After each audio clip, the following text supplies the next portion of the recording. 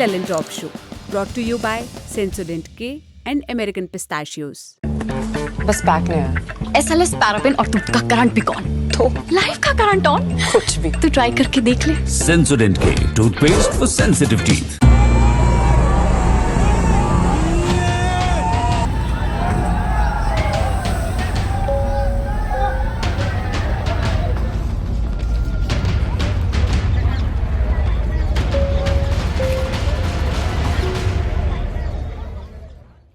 जाएं तो जाएं कहाँ और करें तो करें क्या। हवाई जहाज़ के सफ़र को जाएं तो एयरपोर्ट की छत गिर जाती है, रेल यात्रा करें तो ट्रेन भिड़ जाती है, सड़क यात्रा करें तो पुल गिर जाते हैं। यात्राओं की चकल्लस छोड़कर मन सत्संग कीर्तन में लगाएं तो वहाँ भगदड़ मच जाती है, 125 लोग मर जाते हैं। ये भी छोड़ छाड़ कर घर बैठकर पढ़ाई करें तो पेपर लीक हो जाता है। जाएं तो जाएं कहाँ, करें तो करें क्या। ये सारी की सारी आपदाएं मानव निर्मित हैं, मैन मेड डिजास्टर, शासन प्रशासन की लापरवाही से पैदा हुई त्रासदियां। इन्हीं में से दो पर आज बात करेंगे जिन पर लगातार अपडेट्स आ रहे हैं। नमस्कार, सौरभ द्विवेदी नाम है हमारा और आप देखना शुरू कर चुके हैं लल्लन टॉप शो।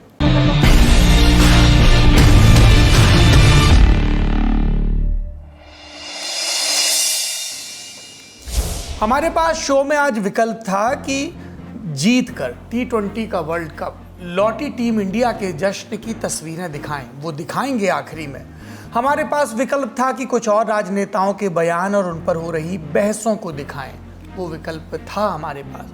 पर हमें लगा कि उससे ज़्यादा ज़रूरी है कि हम पुलों के लगातार टूटने की, सड़कों के धंसने की, सीवरेज समेत पानी की निकासी समेत तमाम व्यवस्थाएं जो चौपट होती जा रही हैं और बारिश में एक एक करके जिनकी पोल खुल रही है, उनके बारे में बात करें।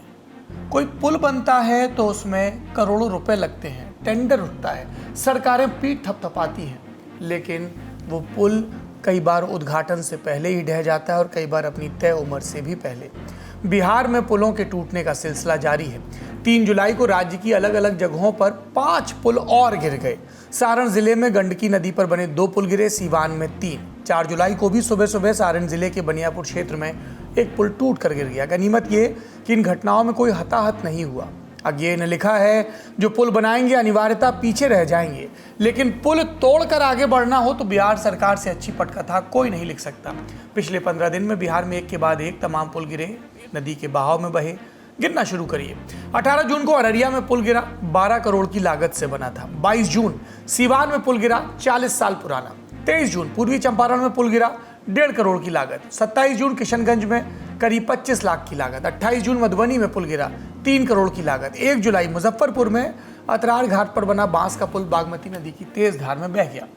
3 जुलाई को एक साथ 5 पुल गिरे। कहाँ? सीवान के देवरिया पंचायत में पड़ाइन टोला में गंडकी नदी पर बना पुल, सीवान के ही सिकंदरपुर और नौतन के बीच दमही नदी पर बना पुल, सीवान की तेवधा पंचायत के बीच दमही नदी पर बना पुल, सारण के लहलादपुर प्रखंड में गंडकी नदी पर बना पुल और सारण के ही दंदासपुरा जंगल विलास टोला के पास गंडकी नदी पर बना पुल। ढह गए सब। फिर 4 जुलाई को सुबह सुबह सारण जिले में ही एक और पुल के टूट के गिरने की खबर आई। 17 दिन में 12 पुल टूट चुके हैं या नदी में अचानक पानी बढ़ने से खत्म हो चुके हैं। 3 और 4 जुलाई को डूबे पुलों की बात करते हुए सीवान के जिलाधिकारी मुकुल कुमार ने बीबीसी को बताया कि यहाँ बहने वाली छाड़ी एक मृत नदी थी, पानी नहीं था, इसलिए इस पर बने पुल भी 40-45 साल पुराने हैं, ईंट की नींव पर बने थे, बहुत मजबूत नहीं होते। जल जीवन हरियाली मिशन के तहत इस नदी को जीवित किया गया। इस बीच पिछले 24 घंटे में हुई भारी बारिश की वजह से नदी में 5 फीट तक पानी बढ़ गया। मिट्टी के कटाव की वजह से पुल गिर गया। ये सरकारी वजह गिनाई गई। जिस जगह ये पुल गिरा है वहां से 2 किलोमीटर से सीवान जिले की परिधि शुरू होती है। पुल टूटा तो इलाके के 20-25 गांवों का डिस्ट्रिक्ट हेडक्वार्टर समेत नजदीकी बाजारों से संपर्क टूट गया। इससे पहले बिहार में इसी साल मार्च में सुपौल जिले में कोसी नदी पर बन रहे पुल का एक हिस्सा भी गिर गया था। तब एक मजदूर की मौत हुई थी, 10 घायल हुए थे। पिछले साल भी 4 जून को बिहार के सुल्तानगंज में गंगा नदी पर 1710 करोड़ रुपए की लागत से बन रहा पुल ढहा था। ये 2019 में बनकर तैयार होना था, लेकिन 8 बार इसकी डेडलाइन बढ़ाई गई। 2023 में इसका 80% काम ही पूरा हो सका था, लेकिन वो भी भरभरा कर गिर गया। उस वक्त राज्य में महागठबंधन सरकार थी। इसके लिए भाजपा नीतीश और तेजस्वी के नेतृत्व पर सवाल खड़े किए। तेजस्वी तब डिप्टी सीएम थे। अब नीतीश कुमार के नेतृत्व में एनडीए की सरकार है और पुल गिरने की घटनाओं पर हमला करने की बारी महागठबंधन के दलों की है। देखिए, पूरी तरह से माननीय नीतीश कुमार जी के नेतृत्व में जिस प्रकार से माननीय तेजस्वी प्रसाद यादव जी बिहार के उप मुख्यमंत्री थे और लंबे समय से वो तो सरकार में रहते हुए जनता के हित में, जनता के लिए लगातार काम कर रहे थे। लेकिन नीतीश कुमार जी के सरकार में तो नीतीश जी का जो व्यवस्था है, जो सिस्टम है, वो तो काम नहीं करने देती। आज जो लगातार बिहार में लगभग दर्जनों पुल गिर रहे हैं, ये तो आश्चर्य की बात है। एनडीए की सरकार है बिहार में 17-18 वर्षों से, डबल इंजन की सरकार है, और आश्चर्य तब होता है जब निर्माणाधीन पुल जब गिर रहे हैं, तो अब तो भगवान ही मालिक है।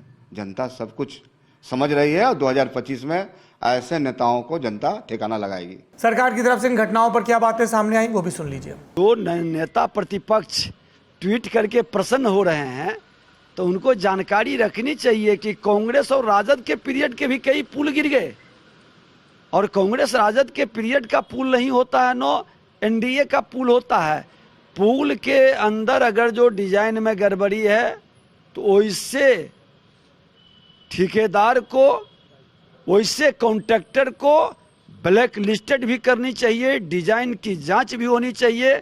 आज ग्रामीण कार्य विभाग के मंत्री ने उस पर बयान भी दिए हैं, कमेटी भी गठित किए हैं, और माननीय बिहार के मुख्यमंत्री नीतीश कुमार जी इसको लेकर के पथ निर्माण विभाग, ग्रामीण कार्य विभाग, सभी सेक्रेटरी को लेकर के बैठे भी हैं। हमने भी अपने विभाग में ये निर्देश किया है कि अनुरक्षण की जो पॉलिसी था उसको, और इस तरह के पुलों के रखरखाव की भी देखभाल होनी चाहिए। सारे चीजों पर माननीय मुख्यमंत्री नीतीश कुमार जी ने कल ही समीक्षा किया है और सख्त कार्रवाई का आदेश भी दिया है। जहां मेंटेनेंस पॉलिसी नहीं है, उसको मेंटेनेंस पॉलिसी के अंतर्गत लाने के लिए निर्देश किया है, और जो इसमें संलिप्त होंगे जो पदाधिकारी, उनके खिलाफ कार्रवाई। बिहार के जल संसाधन विभाग के एसीएस चैतन्य प्रसाद ने भी इस मामले में प्रेस कॉन्फ्रेंस करके जानकारी दी। ऐसा प्रतीत होता है कि कार्य के कार्यान्वयन के दौरान संबंधित अभियंताओं के द्वारा इस नदी पर अवस्थित पुल पुलिया को सुरक्षित रखे जाने हेतु एहतियातन कदम नहीं उठाया गया तथा समुचित तकनीकी पर्यवेक्षण नहीं किया गया। साथ ही कार्यकारी संवेदक के स्तर से भी लापरवाही बरती गई। यह भी प्रतीत होता है कि संरचनाओं के पियर एवं एबटमेंट के समीप तकनीकी रूप से संतुष्ट होने के उपरांत ही खुदाई किया जाना चाहिए था, जो नहीं किया गया, जिसके लिए कार्यान्वयन से संबंधित अभियंता प्रथम दृष्टया दोषी प्रतीत होते हैं। बिहार में पुल गिरने की घटनाओं पर सुप्रीम कोर्ट में भी एक याचिका लगी है। एडवोकेट ब्रिजेश सिंह ने याचिका में आग्रह किया सुप्रीम कोर्ट राज्य के सभी छोटे बड़े पुलों के ऑडिट का आदेश दे, साथ ही एक हाई लेवल कमेटी का गठन हो जो ये तय करेगी राज्य के कौन से पुल ऐसे हैं जिन्हें गिराए जाने की जरूरत है। इंडिया टुडे के लिए कानूनी मामलों पर नजर रखने वाली पत्रकार कनूर शारदा की रिपोर्ट के मुताबिक याचिका में लिखा है कि सरकार की घोर लापरवाही और ठेकेदारों और संबंधित एजेंसियों की भ्रष्ट साठगांठ के चलते सरकारी खजाने और मानव जीवन को नुकसान हो रहा है। बिहार भारत का सबसे ज़्यादा बाढ़ प्रभावित राज्य है। राज्य का कुल बाढ़ प्रभावित क्षेत्र 68,800 वर्ग किलोमीटर, जो कि राज्य के कुल भौगोलिक क्षेत्र का 73% से ज़्यादा है। बिहार में पुल गिरने की नियमित हो रही घटनाएं ज़्यादा विनाशकारी क्योंकि बड़े पैमाने पर लोगों का जीवन दांव पर है। गंभीर चिंता का विषय है, इसलिए सुप्रीम कोर्ट जल्द इसमें दखल दे। आपने पुल टूटने की घटनाओं के बारे में जाना, इस पर क्या राजनीति हो रही, कोर्ट में क्या हो रहा है वो भी जाना। आप जानकारों की बात सुनते हैं। दिल्ली स्थित सेंट्रल रोड रिसर्च इंस्टीट्यूट के bridge engineering and structural division के chief scientist doctor Rajeev Garg ने अपनी टीम के साथ पुलों के गिरने पर एक विस्तृत अध्ययन किया और पाया भारत में 80% से ज़्यादा पुल प्राकृतिक हादसों की वजह से गिरते हैं। इसमें बाढ़, भूकंप और आंधी जैसी प्राकृतिक आपदा शामिल है। बाढ़ की वजह से ही करीब 52% पुल गिरते हैं। इसका एक बड़ा कारण है सीमा से ज़्यादा बालू का खनन, जिससे पुल की जड़ें कमज़ोर हो जाती हैं। उनके अध्ययन के मुताबिक भारत में ब्रिज के फेल होने की दूसरी बड़ी वजह निर्माण में इस्तेमाल होने वाला खराब सामान है। इसकी वजह से 10% से ज़्यादा पुल समय से पहले गिर जाते हैं। डिज़ाइन और निर्माण की दूसरी विसंगतियों की वजह से करीब 4.13% ब्रिज गिरते हैं। Bridge making expert Hemant Kumar Deutsche Welle से बात करते हुए कहते हैं कि अगर डिज़ाइन सही और कंक्रीट, सीमेंट व स्टील मिक्स सही ढंग से डालें तो पुल नहीं गिरेगा। अररिया में बकरा नदी पर बना जो पुल ध्वस्त हुआ, उसकी वीडियो देखिए। पुल इस तरह ट्विस्ट होकर गिर रहा है जैसे उसमें छड़, सीमेंट और कंक्रीट हो ही नहीं। उसका मलबा भी आसानी से पानी के साथ बह गया। पुल वगैरह बनाने और रखरखाव की जिम्मेदारी राज्य पुल निर्माण निगम और रोड कंस्ट्रक्शन डिपार्टमेंट की बनती है। बिहार में पथ निर्माण विभाग उप मुख्यमंत्रियों के पास ही रहने का क्रम बना है। पहले यह विभाग तेजस्वी यादव के पास था और अभी भाजपा के विजय सिन्हा के पास है। इसके अलावा ग्रामीण विकास विभाग की भी जिम्मेदारी है। ये विभाग भी पहले तेजस्वी के पास था, अभी जेडीयू के अशोक चौधरी के पास है। यानी कोई ये नहीं कह सकता कि हम होते तो काया पलट कर देते। वह सब चुके हैं, सबका किया देख रहे हैं। उम्मीद है सुप्रीम कोर्ट के हस्तक्षेप के बाद इस दिशा में कोई कॉन्क्रीट समाधान निकलेगा। बड़ी खबर में अब बात एक और मानव निर्मित आपदा के अपडेट्स की। हाथरस की भगदड़, इस मामले में फरार चल रहे नारायण साकार और भोले बाबा को ढूंढने के लिए पुलिस उनके गांव वाले आश्रम पहुंची। 3 जुलाई की रात को मैनपुरी सिटी एसपी राहुल मिठास पुलिस फोर्स के साथ मैनपुरी के भोगांव में नारायण साकार के आश्रम गए। पुलिस ने बताया कि ना तो वो 2 जुलाई को वहां थे और ना ही 3 जुलाई को। यूपी पुलिस ने 6 लोगों को गिरफ्तार करने का दावा किया और ये भी कि ये सभी लोग नारायण साकार के कार्यक्रम कराने वाली आयोजन समिति के सदस्य यानी सेवादार हैं। इस बीच भगदड़ में मरने वाले लोगों की पोस्टमार्टम रिपोर्ट सामने आई। आज तक की रिपोर्ट के मुताबिक हादसे के बाद 21 शवों को आगरा के एसएन मेडिकल कॉलेज ले जाया गया था। इनमें 35 से 60 साल की उम्र की महिलाएं शामिल थीं। वहां के मुख्य चिकित्सा अधिकारी अरुण श्रीवास्तव ने बताया कि पोस्टमार्टम रिपोर्ट के मुताबिक ज़्यादातर लोगों की मौत छाती में खून जमा होने, दम घुटने और पसलियों में चोट की वजह से हुई। रिपोर्ट के मुताबिक 3 लोगों की मौत सर में चोट के चलते हुई। शॉक और हेमरेज से भी लोगों की जान गई। यूपी की राज्यपाल आनंदीबेन पटेल ने इस घटना की जांच के लिए 3 सदस्यीय आयोग का गठन किया है। पैनल की अध्यक्षता इलाहाबाद हाई कोर्ट के सेवानिवृत्त जज जस्टिस ब्रिजेश कुमार श्रीवास्तव करेंगे। इसमें रिटायर्ड आईपीएस अधिकारी हेमंत राव और भावेश कुमार सिंह भी शामिल होंगे। आयोग को 2 महीने के अंदर जांच पूरी करने का काम सौंपा गया है। अलीगढ़ रेंज के आईजी शलभ माथुर ने घटना पर बताया कि मुख्य आरोपी देव प्रकाश मधुकर पर 1 लाख रुपए का इनाम रखा गया है। एफआईआर में देव प्रकाश का नाम ही आरोपी के तौर पर दर्ज है। वो सत्संग के मुख्य आयोजनकर्ताओं में एक है। नारायण साकार की गिरफ्तारी को लेकर शलभ माथुर ने कहा कि जरूरत पड़ी तो बाबा से पूछताछ की जाएगी। फिलहाल एफआईआर में बाबा का नाम नहीं है। बड़ी खबर यहीं तक। अब रुख करते हैं सुर्खियों का। पहली सुर्खी झारखंड से। हेमंत सोरेन ने एक बार फिर राज्य के मुख्यमंत्री पद की शपथ ली। 3 जुलाई को चंपई सोरेन ने मुख्यमंत्री पद से इस्तीफा दिया था। फिर झारखंड के राज्यपाल सीपी राधाकृष्णन ने हेमंत सोरेन को राज्य में सरकार बनाने के लिए आमंत्रित किया था। आज 4 जुलाई की शाम हेमंत सोरेन ने झारखंड के 13वें मुख्यमंत्री के तौर पर शपथ ली। आप जानते ही हैं हेमंत सोरेन को इसी साल जनवरी में एक जमीन घोटाले के आरोप में गिरफ्तार किया गया था। गिरफ्तारी से पहले उन्होंने मुख्यमंत्री पद से इस्तीफा दिया था। पर करीब 5 महीने जेल में रहने के बाद 28 जून को झारखंड हाईकोर्ट से उन्हें जमानत मिली और वो बाहर आए। बाहर आने के बाद अब उन्होंने फिर से सीएम का पदभार संभाल लिया है। राजनीति के जानकार कहते हैं हेमंत सोरेन के जेल जाने के बाद जो उनके आसपास के लोग थे उनकी ट्यूनिंग चंपई सोरेन के साथ बैठ नहीं पा रही थी।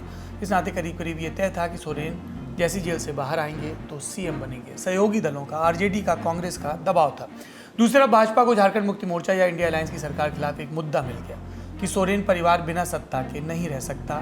इसका नुकसान क्षेत्र के कोल्हान इलाके में पड़ सकता है, क्योंकि कोल्हान की जिस जगह से चंपई सोरेन आते हैं वहाँ 9 एसटी सीटें हैं। लेकिन ये सब अभी कयास हैं। हेमंत ने इसको ध्यान में रखते हुए निर्णय लिया है कि चुनाव से पहले जो 90 दिन बचे हैं वे इस पर मन मुताबिक फैसले लेंगे और लोगों के बीच जाएंगे। अगली सुर्खी ये राजस्थान से है, जहां पर मंत्री किरोड़ी लाल मीणा के इस्तीफे की खबर आई। राजस्थान की भाजपा सरकार में कृषि एवं ग्रामीण मंत्री किरोड़ी लाल मीणा ने इस्तीफा दे दिया है। उन्होंने कहा कि इस्तीफे की वजह सरकार से नाराजगी नहीं बल्कि ये कि उनकी निगरानी में आने वाली 7 सीटों पर भाजपा 2024 की लोकसभा चुनाव में अच्छा प्रदर्शन नहीं कर सकी।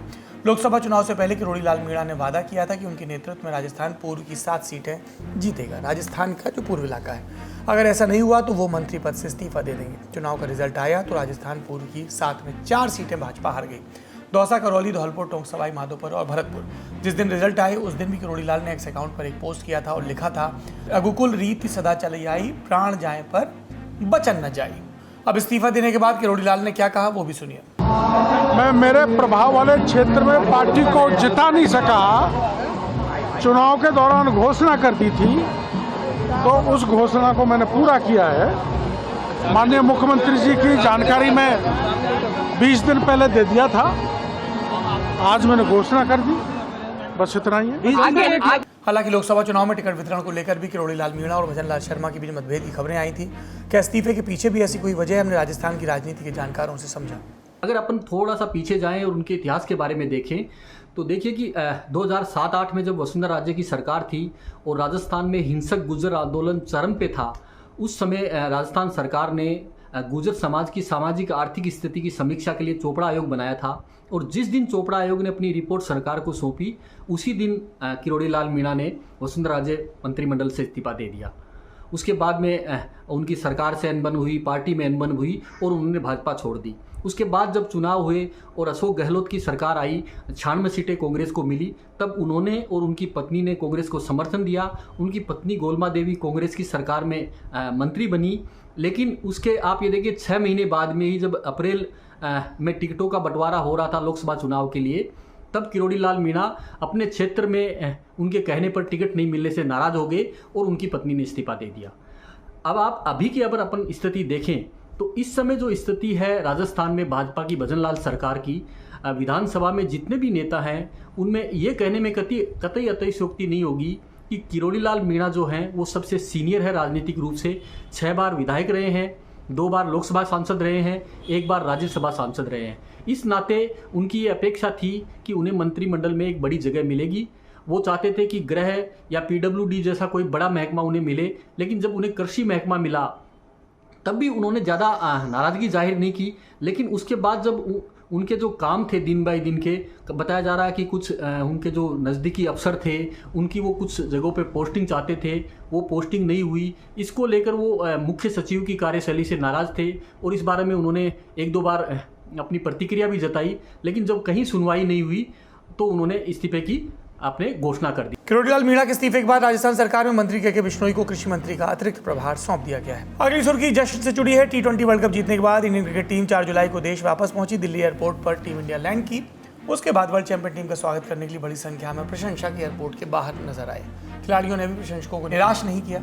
एयरपोर्ट और होटल के बाहर खिलाड़ियों का अलग अंदाज दिखा। रोहित ढोल की थाप पर नाचते दिखे तो विराट और हार्दिक ने भी प्रशंसकों से हाथ मिलाया, अभिवादन स्वीकार किया।